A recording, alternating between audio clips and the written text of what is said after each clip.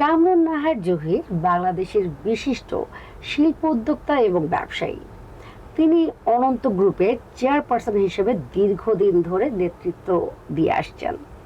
স্বামী হুমায়ুন জহিরের মৃত্যুর পর তিনি এই প্রতিষ্ঠানটির দায়িত্বভার গ্রহণ করেন এবং সফলভাবে ব্যবসার সম্প্রসারণে গুরুত্বপূর্ণ অবদান রেখেছেন।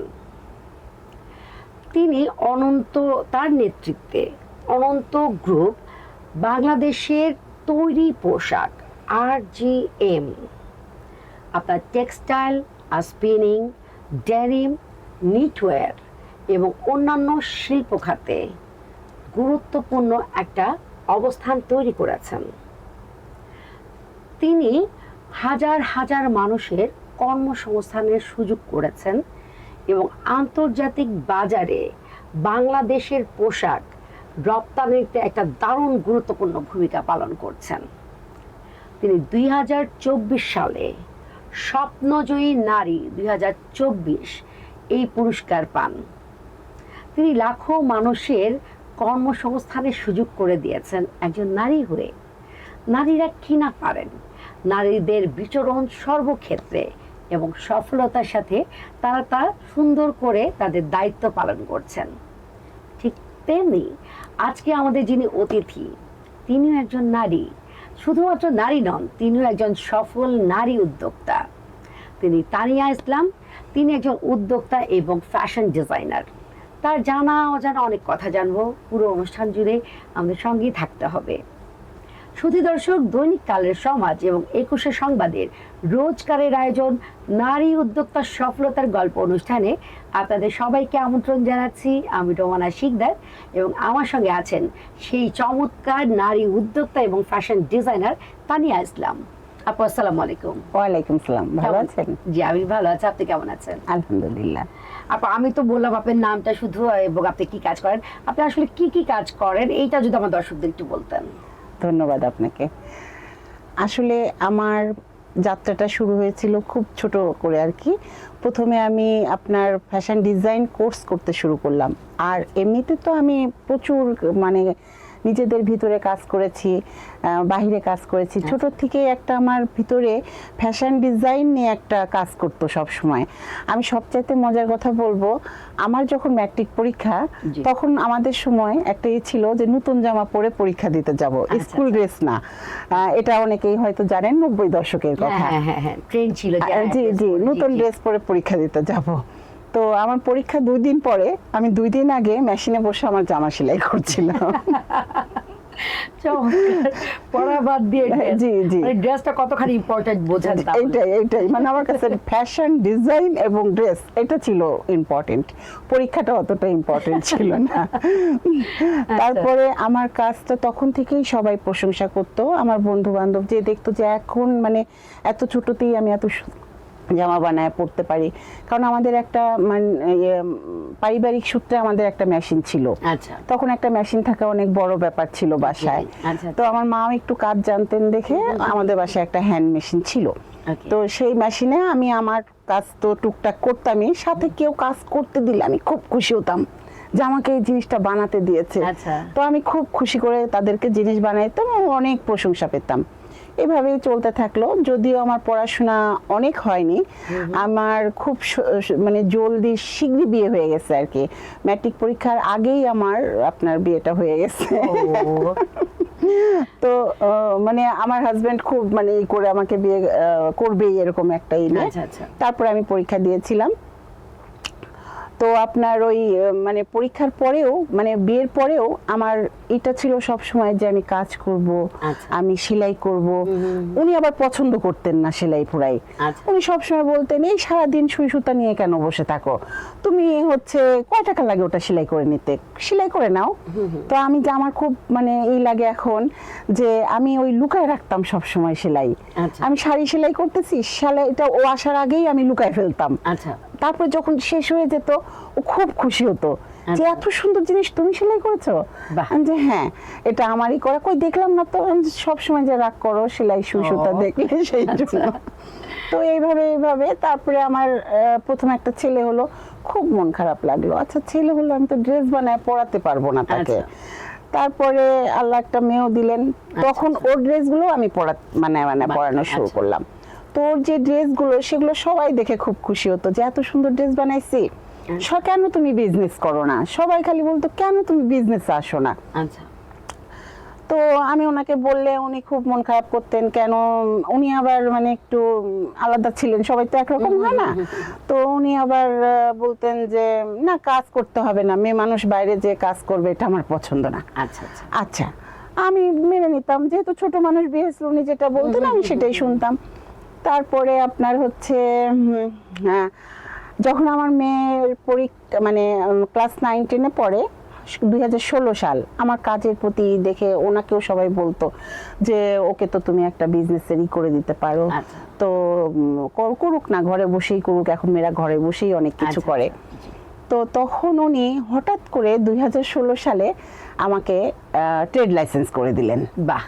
ট্রেড লাইসেন্স করে দিলেন আর 2 লক্ষ টাকা দিলেন। এটা ছিল 2016 সালের অক্টোবর মাস।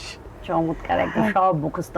কারণ এই মানে এরপরে একটু আমার হয়তো আমি ইমোশন হয়ে যাব, হয়তো আমি হব, আমার আসলে সবকিছু মনেই আছে সেই জন্য। 2017 সালের 16 সালের অক্টোবর মাসে উনি আমাকে ট্রেড লাইসেন্স করে দিলেন, প্লাস 2 লক্ষ টাকা ক্যাশ আমার হাতে দিলেন। আমি যেটা মানে কখনো একসেপ্ট করি নাই, কোনো দিনও একসেপ্ট করছিলাম না। দিয়ে বললেন যে ঠিক আছে, তোমার যখন এত শখ কাজের, তা করো, তুমি দেখি কি করতে পারো।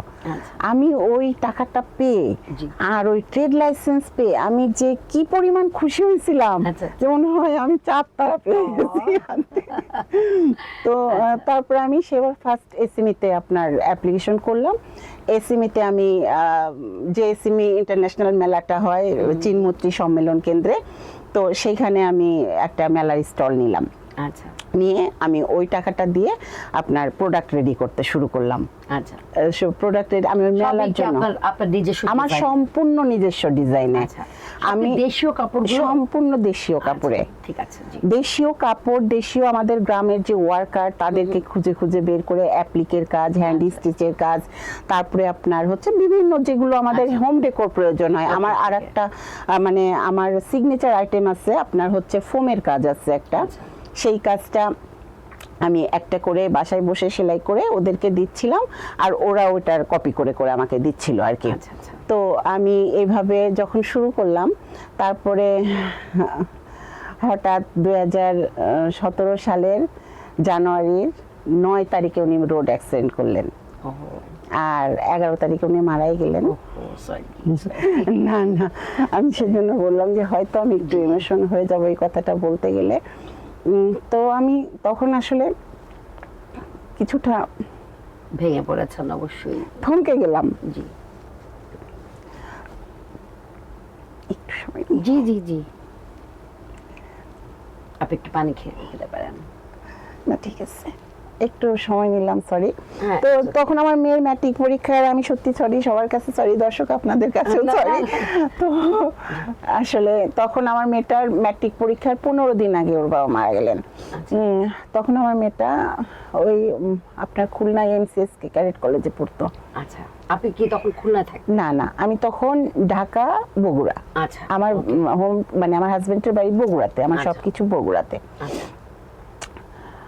তখন আমি কিছুটা থমকে গেলাম, আসলে একদম মানে হাতের মুঠোয় থেকে আমি মানে এই হয়ে গেলাম যে এটা কি মানে অ্যাক্সিডেন্ট, তো মানে কি কোথা থেকে কোথায় কি হলো, আমি একদমই থমকে গেলাম।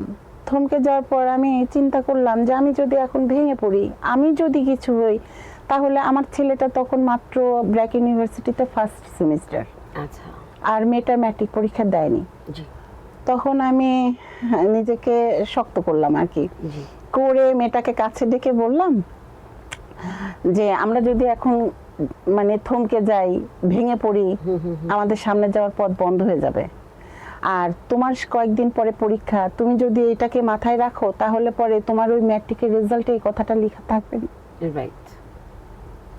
জি, ইটস ওকে আপা, ইটস ওকে।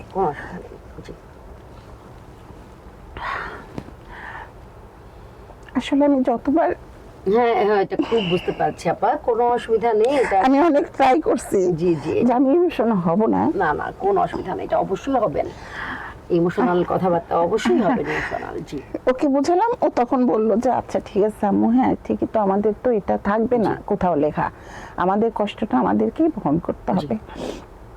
তখন ও 3 দিনে ওর বাবার এটা দিয়ে চলে গেল।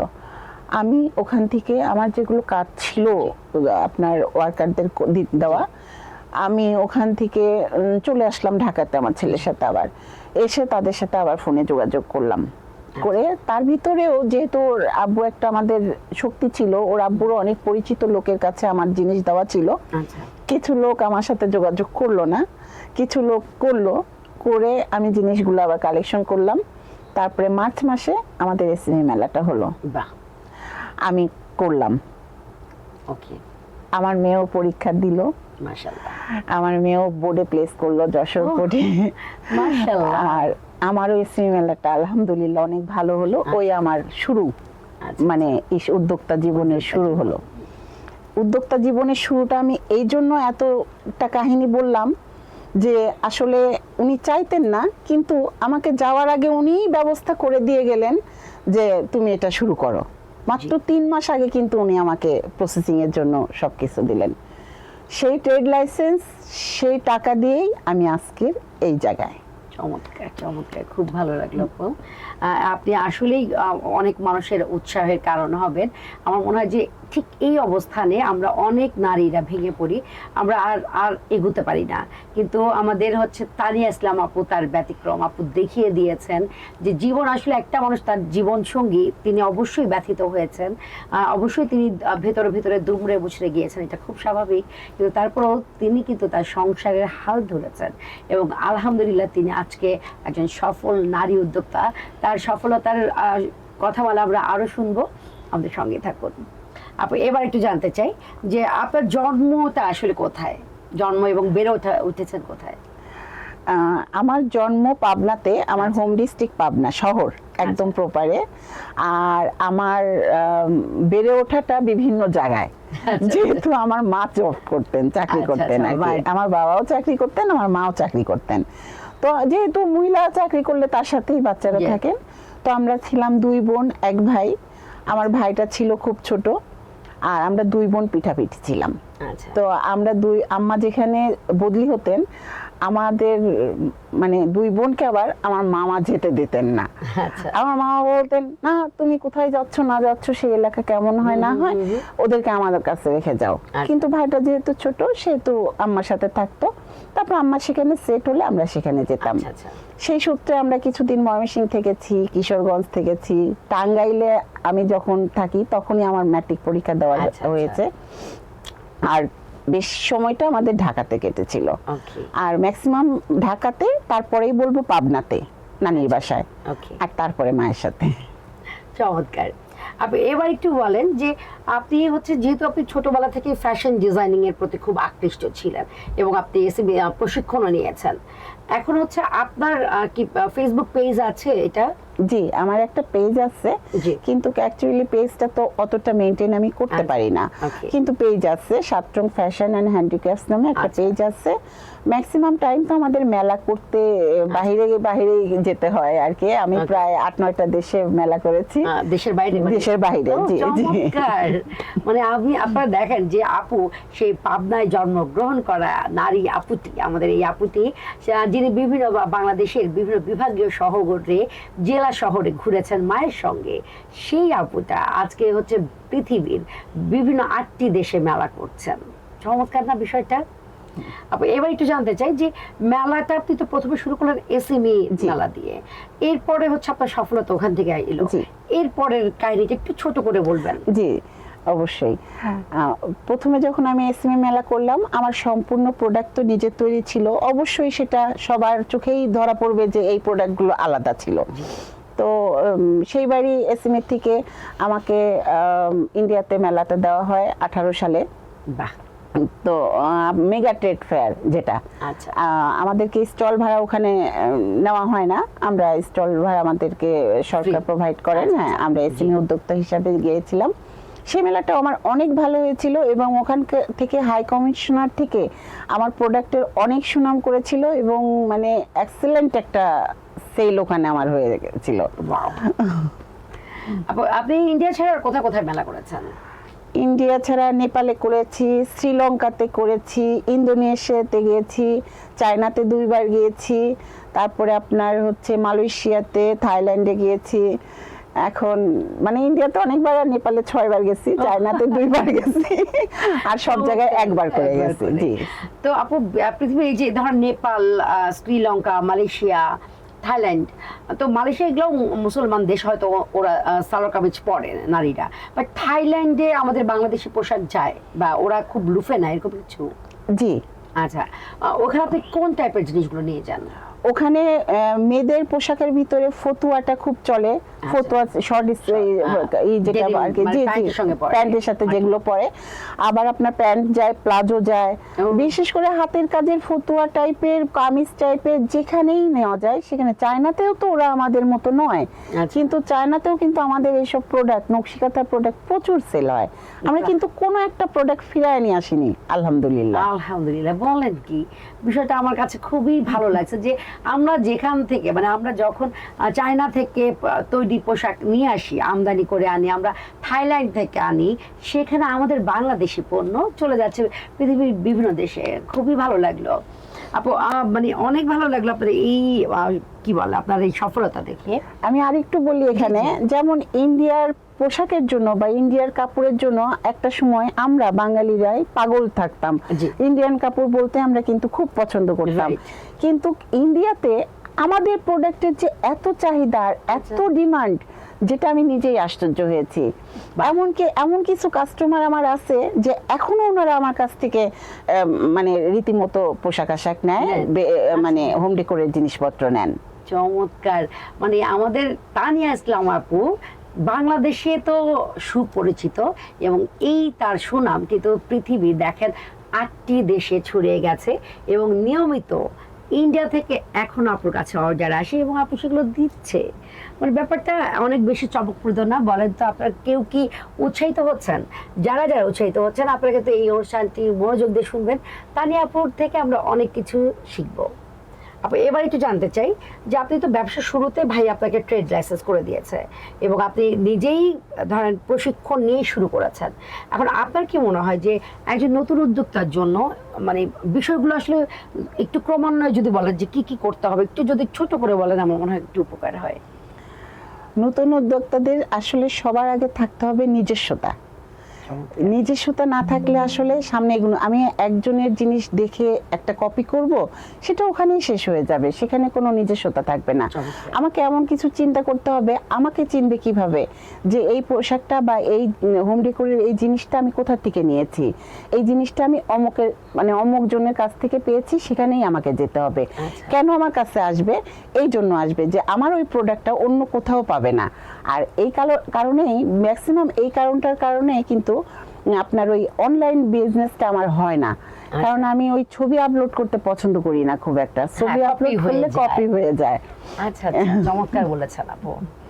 আর তারপরে থাকতে হবে আপনার কাজের প্রতি ভালোবাসা, তো অবশ্যই যত কিছুই হোক কাজ কাজই, কাজের জায়গাটা একদম আলাদা থাকতে হবে, ওখানে কোনো রকম স্যাক্রিফাইস কম্প্রোমাইজ চলবে না, এটা থাকতে হবে।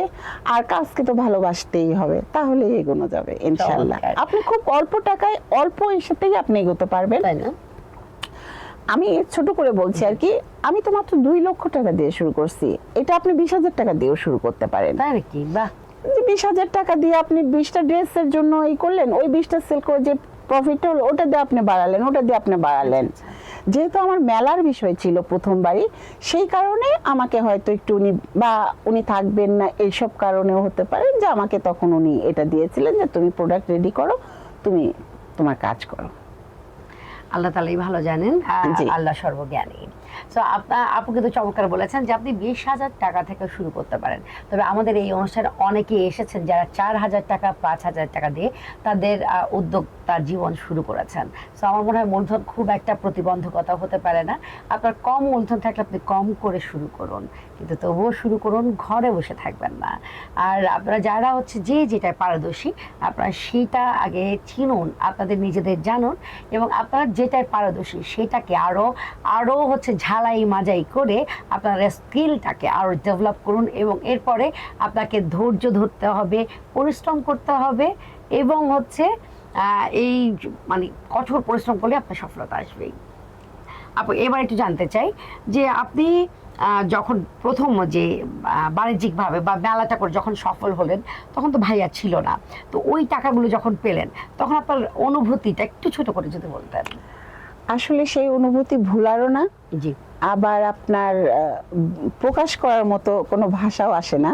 জি আপনি তো কিছুটা বুঝতে পারবেন নিশ্চয়ই যে আমি ওই যে মূলধনটা দিয়ে যেই মানে ইনকাম সোর্সটা আমার তৈরি হলো, সেটা তখন কিন্তু আমার বাচ্চারা অনেক ছোট, জি মেটা ম্যাট্রিক পরীক্ষা দেয়নি বললাম। তারপরে ছেলেটা অনার্সে ফার্স্ট ইয়ারে পড়ে ব্র্যাক ইউনিভার্সিটিতে, বাবা ছিল সে কথা আলাদা ছিল, আর আমি একা মহিলা, আর আমি বাহিরের জগৎটা অতটা চিন্তামো না। জি আমার জন্য কিন্তু অনেক টাফ ছিল আমার পথটা। আমি সবার জন্যই টাফ থাকে, যার যারটা যার যার মতো। আর তখন মনে করেন যে আমি এই অবলম্বনটা ধরে মাশাআল্লাহ আমার মেয়েকে কিন্তু এমসিএসকে মতো প্রতিষ্ঠান থেকে বের করেছি। আমার মেয়েকে মেডিকেলে পড়িয়েছি, ময়মনসিংহ মেডিকেল কলেজ থেকে সে এবার ইন্টার্ন কমপ্লিট করছে। মাশাআল্লাহ। মেয়েকে বিয়েও দিয়েছি, নেভি অফিসারের সাথে মেয়েকে বিয়ে দিয়েছি। জি আর ছেলের পড়াও শেষ করেছি, ছেলেও ইনশাল্লাহ মাস্টার্স করতে দেশের বাইরে যাওয়ার প্রস্তুতি নিয়েছে।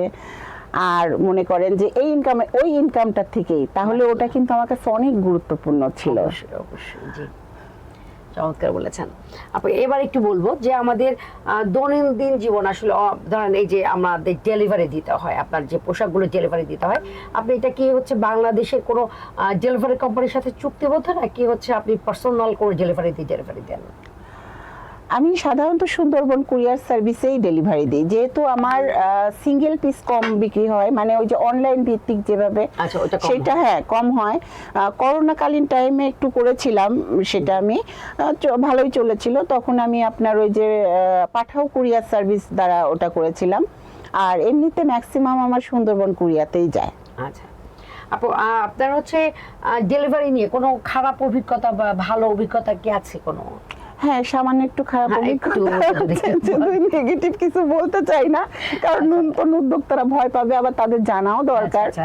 তো রেডেক্স নামে একটা কোম্পানি আছে, যেটাতে আমি প্রথমে স্টার্টিং এ মানে ডেলিভারি দেওয়া শুরু করেছিলাম। তো ওনারা আমার বেশ কিছু প্রোডাক্ট লস করেছে, হ্যাঁ, যেগুলোকে আমি ফেরত পাইনি, বা ওনাদের সাথে দীর্ঘদিন যোগাযোগ করার পরেও কোনো রকম সুরাহা করতে পারেনি। তারপরে রেডেক্স বাদ দিয়ে, যে কারণে না ক্ষতিপূরণ দেয়নি। এমনকি ডেলিভারি ম্যান আমার বাসার থেকে জিনিস নিয়ে যে বাইরে যে ফোন দিচ্ছে, ম্যাডাম আপনার জিনিসটা তো আমার সাইকেল থেকে চুরি হয়ে গেছে। তো চুরি হয়ে গেছে ডেলিভারি ম্যান, তাহলে তুমি কেমন নিয়োগ করেছো? এটা একটা প্রতিষ্ঠানের, যে কারণে আমি পরে 3-4টা প্রোডাক্ট, আমার বড় বড় প্রোডাক্ট নষ্ট হওয়ার কারণে আমি তখন রেডেক্স বাদ দিয়ে কিছুটা আপনার ওই পাঠাও কুরিয়ারে দিয়েছি, এবং সুন্দরবনটা কোনো সমস্যা হয়নি আলহামদুলিল্লাহ, এখনো হয় না। তো আমি একটু নতুন উদ্যোক্তাদের বলবো, আপনারা যখন হচ্ছে কোনো পণ্য ডেলিভারি দিবেন, আপনারা একটু ভালো মতো যাচাই বাছাই করে দিবেন। রেজেক্স নিয়ে আসলে অনেক সমস্যার কথা আমরাও শুনেছি। সো আপনারা অন্য কোনো কোম্পানির সাথেও আপনারা চুক্তিবদ্ধ হতে পারেন, এবং আপনারা হচ্ছে ভালো মতো আগে খোঁজ খবর নিবেন। এবার একটু জানতে চাই যে আপনি হোম ডেকোর বলছিলেন, আপনি আসলে হোম ডেকোর কি কি কাজ করেন? কার্টেন, বিছনার চাদর, বালিশের কভার, সোফার আর সোফার ব্যাক কভার, তারপরে মনে করেন যে আপনার ওভেন কভার, এখন তো সবার ঘরে ওভেন থাকে, এয়ার ফ্রায়ার থাকে, এগুলো কিউট ওভেন কভার টাভার বানানো হয়। এগুলো কি সব হ্যান্ড স্টিচ নাকি অ্যাপ্লিক ব্লক বা এরকম কিছু? আচ্ছা, এইগুলো আপনার ব্লক হয় না, আমার আপনার অ্যাপ্লিকটা হয়, আর আপনার হ্যান্ড স্টিচটা হয়। এগুলো দিয়ে আপনার ফোম ভিতরে দেওয়া হয় একটা, নিচে একটা লেয়ার থাকে, মাঝে ফোম থাকে, উপরে আবার ওই ডেকোরেট জিনিসটা থাকে। তো এটা দিয়ে এইভাবে করা হয় আর কি। আচ্ছা, দেখতে হবে। আমি যদিও দেখিনি, আমার অবশ্যই দেখতে হবে, আমি অবশ্যই পেজটিতে লক্ষ্য রাখবো। আপনি পেজটির নাম আবার একটু বলবেন?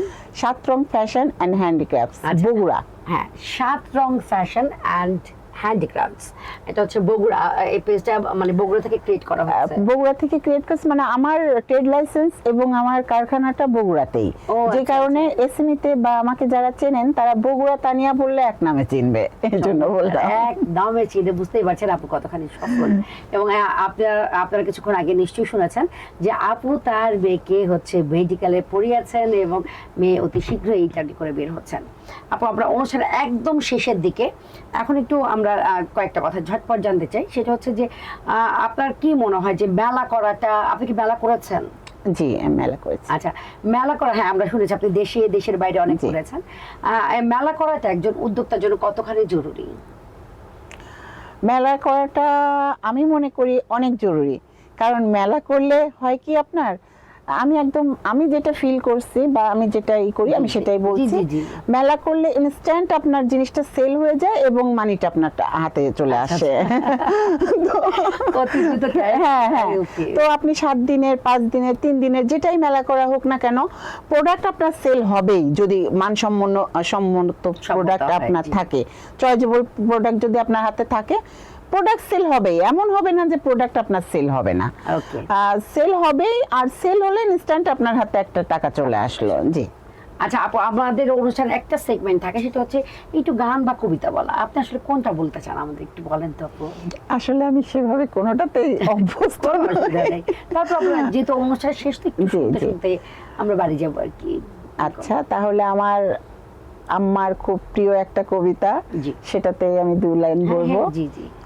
যদিও আবার আমি খুব ইমোশনাল মানুষ, আর মা কোনো অসুবিধা নেই। স্বামী আর শাশুড়ির জন্য, আমার শাশুড়ি আচ্ছা, খুব আচ্ছা। ভালো ছিলেন এবং আমার আচ্ছা। শাশুড়ি সবসময় আমাকে খুব সাপোর্ট করছেন। ওনার মেয়ে ছিল না, 3টা আচ্ছা, ছেলে ছিল, চমৎকার, মাশাআল্লাহ। 3টা ছেলে ছিল, আর আমাকে সে একদম মেয়ের মতোই দেখেছেন সব সময়।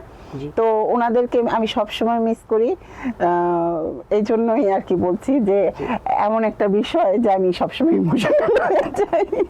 আচ্ছা, না হওয়ারই চেষ্টা করব। আচ্ছা জি। জসিমউদ্দিনের লেখা কবর কবিতা। আচ্ছা জি।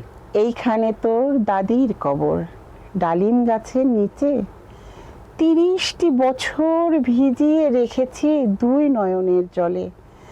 এতটুকু তাকে ঘরে এনেছিনু, সোনার মতো মুখ, পুতুলের বিয়ে ভেঙে গেল বলে কেঁদে ভাসায় তো বুক। এখানে ওখানে ঘুরিয়া ফিরিয়া কেঁদে হইতো সারা, সারা বাড়ি ভরে এত সোনা মুখ ছড়াইয়া দিল কারা। বাহ, চমৎকার, খুব সুন্দর বলেছেন, খুব সুন্দর বলেছেন আপু। অনুষ্ঠানের শেষ প্রশ্ন, আপনার সঙ্গে আসলে আরো অনেক কথা বললেও শেষ হতো না, কিন্তু আমাদের অনুষ্ঠানের একটা সময়সীমা জি। আছে। তো শেষ প্রশ্ন, সেটা হচ্ছে বর্তমানে তানিয়া ইসলাম যে অবস্থানে আছেন, আপনি আগামী 5 বছর পর নিজেকে কোন অবস্থানে দেখতে চান? এটা আসলে সবচাইতে ডিফিকাল্ট প্রশ্ন হয়ে গেল। মানুষ সব সময় উপর দিকেই তাকায়, উপরেই যেতে চায়। আলহামদুলিল্লাহ, আল্লাহ আমাকে যে অবস্থানে রেখেছেন আমি খুব হ্যাপি, আর এই অবস্থাতেই রাখুক। যদি বেশি কিছু দেয় তাহলে তো খুশি আরো। আমার একটা বড় প্রতিষ্ঠান হবে, সেখানে অনেক লোককে আমি কাজ করাবো, এটাই আমার স্বপ্ন। আমার খুব স্বপ্ন আমি একটা প্রতিষ্ঠান, মানে যেটা বগুড়াতে আছে ওটাকেই আমি ঢাকাতে ট্রান্সফার করব এবং সেখানে অনেক লোকের কাজের সংস্থান করব, এটাই আমার আশা আর কি। চমৎকার। এরকম একটা মানুষ দেখেন খুব ভালো কিন্তু চেয়েছেন যে উনি বর্তমানে খুব সুখী আছেন, কিন্তু আমাদের মানুষদের একটা স্বাভাবিক নেচার যেটা, যে আমাদের যার যত আছে আমরা আরো চাই আরো চাই। কিন্তু আপনি কিন্তু খুব চমৎকার কথা আগে বলেছেন যে আমার যেটা আছে আলহামদুলিল্লাহ আমি এটাতেই সন্তুষ্ট। খুব ভালো বলেছেন, এটা আমার বুকটা ভরে গেছে এরকম একটা চমৎকার কথা শুনে। কিন্তু উনিও দেখেন খুব বেশি কিন্তু চাইনি, তিনি চেয়েছেন তার যেমন বগুড়াতে একটা প্রতিষ্ঠান আছেন যেখানে কিছু মানুষ কাজ করেন, যাদের তিনি কর্মসংস্থানের ব্যবস্থা করে দিতে পেরেছেন, ঠিক তেমনি ঢাকাতেও, তিনি যেহেতু এখন ঢাকাতে থাকেন, তো ঢাকাতেও একটা প্রতিষ্ঠান চান তিনি। এবং যেখানে মানে তিনি কিন্তু নিজের জন্য শুধুমাত্র চাননি, তিনি চেয়েছেন আরো কিছু মানুষের কর্মসংস্থানের সুযোগ করে দিতে যেতে পারেন। তো এরকম চমৎকার মনের মানুষদের আমাদের দেশে, আমাদের পৃথিবীতে আসলে অনেক অনেক অনেক দরকার। আমরা আপুর জন্য অনেক অনেক দোয়া এবং শুভকামনা করতেই পারি। আপু অসংখ্য ধন্যবাদ আমাদের অনুষ্ঠানে এসেছেন, আপনারা মূল্যবান সময় দিয়েছেন, কৃতজ্ঞতা। আপনাকে অসংখ্য ধন্যবাদ, আপনার সাথে কথা বলেও খুব ভালো লাগলো। আর দর্শক সবাইকে অনেক ধন্যবাদ, প্রোগ্রামটা দেখবেন, আরও সবাইকে বলবেন প্রোগ্রামগুলো দেখার জন্য, তাহলে আপনারা অনেক উৎসাহ পাবেন, ইন্সপায়ার হবেন। ছোট একটু কাজ শুরু করেন, সেটাই দেখবেন একসময় অনেক বড় হয়ে যাবে। কোনো বাধাকেই কাজের মধ্যে নিয়ে আসবেন না, এটা হচ্ছে সবচেয়ে বড় কথা। চমৎকার। শুধু দর্শক, দৈনিক কালের সমাজ এবং 21 সংবাদের রোজকারের আয়োজন নারী উদ্যোক্তা সফলতার গল্প অনুষ্ঠানের আজকের এই পর্বটি, তানিয়া ইসলামের এই পর্বটি আপনাদের কেমন লেগেছে? আপনাদের মূল্যবান মতামত দিতে একদমই ভুল করবেন না। আর আপনারা যারা এই অনুষ্ঠানে আসতে চান, আপনারা কিন্তু আমাদের সরাসরি ইনবক্স করতে পারেন, বা স্ক্রলে একটা হোয়াটসঅ্যাপ নাম্বার যাচ্ছে, সেখানে আপনারা নক দিতে পারেন। আজকে এই পর্যন্ত, সবাই সুস্থ থাকুন, ভালো থাকুন, আমাদের সঙ্গেই থাকুন। আল্লাহ হাফেজ, আসসালামু আলাইকুম, শুভ সন্ধ্যা।